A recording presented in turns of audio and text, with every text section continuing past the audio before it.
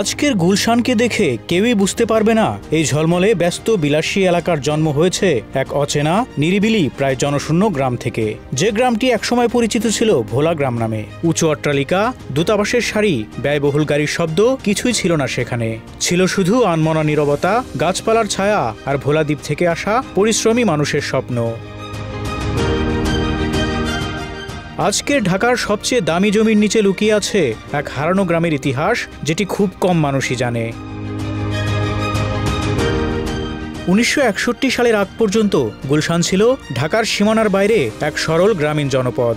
ভোলা জেলার মানুষ এখানে এসে জমি চাষ করত, মাছ ধরত, অস্তিত্ব খুঁজে নিত। তাদের টিনের ঘর, ঝুপড়ি, পুকুর আর ধান ক্ষেতের মাঝে ছিল মাত্র দুটি স্থাপনা: ১৮৭৫ সালে প্রতিষ্ঠিত ভোলা জামে মসজিদ আর ১৯২৫ সালের একটি প্রাথমিক স্কুল। এই দুটি স্মৃতি ছাড়া গুলশানে তখন আর আধুনিক কোনো চিহ্নই ছিল না। এ ছিল সেই সময় যখন রাতে শেয়ালের ডাক আর বনের অন্ধকারই ছিল এই এলাকার একমাত্র পরিচয়। ৬০-এর দশকে ঢাকার ধনাঢ্য শৌখিন মানুষের নজরে আসে এই নিরিবিলি অঞ্চলটি।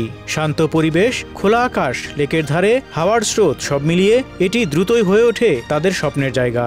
আর সেই সুযোগেই শুরু হয় ভোলা গ্রামের ভাগ্যবদলের খেলা। পাকিস্তানি শাসক গোষ্ঠীও সিদ্ধান্ত নেয় এখানে গড়ে তোলা হবে করাচির নামকরা গুলশান এলাকার মতো একটি আধুনিক উপশহর। তাই নতুন নাম দেওয়া হয় গুলশান, যার অর্থ ফুলের বাগান। কিন্তু এই সৌন্দর্যের আড়ালে লুকিয়ে আছে এক বেদনাদায়ক সত্য।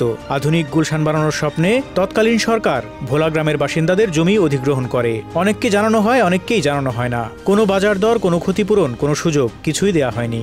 শত শত পরিবার হারিয়েছে তাদের পৈতৃক ভিটা, ফসলের জমি, পুকুর আর গাছপালা। কেউ চলে গেছে গাজীপুরের আন্ধারমানিক গ্রামে, কেউ হারিয়ে গেছে সময়ের ভিড়ে। তাদের গল্প আজ আর কেউ শোনে না। তাদের কান্না আজও লুকিয়ে আছে গুলশানের রাস্তাঘাটের নিচে। জমি গেল, ক্ষতিপূরণ পেল না বেশিরভাগ পরিবার। কেউ চোখের জল ফেলেছে, কেউ ভিটেমাটি হারিয়ে রাতারাতি হয়েছে উদ্বাস্তু। আজ সেই ভোলা গ্রামের উত্তরসূরি কোথায়?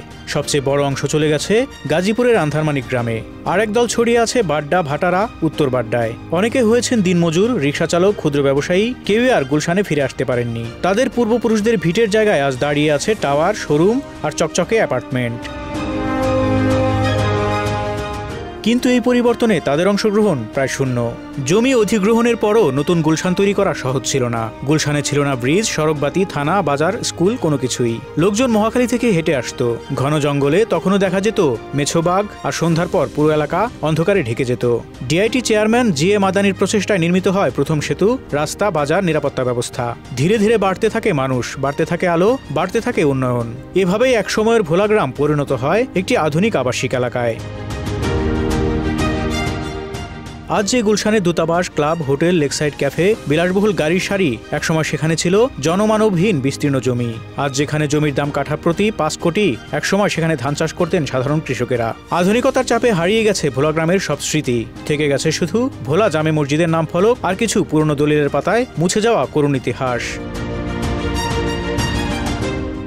ভাবতে পারেন যে গুলশানে আজ কোটি টাকার সদস্য ফি দিয়ে মানুষ ক্লাবে ঢোকে, সেখানে কোনো একদিন ভোলা গ্রামের বৃদ্ধ কৃষক তার গরু চড়াতেন। আজ যদি সেই বৃদ্ধ ফিরে আসতেন, হয়তো চিনতেই পারতেন না তার গ্রামের পথ। হয়তো দিক ভুলে খুঁজে নিতেন তার আম গাছের ছায়া, কিন্তু সেই গাছও এখন কারো বাড়ির ভেতর উঁচু দেয়ালের ওপারে। আর তিনি বলারও সাহস পেতেন না, এটা আমার গাছ, এটা আমার ভিটা। কারণ ইতিহাসের পাতায় তিনি আজ একটি হারানো নাম মাত্র। Desk report, Dhaka express.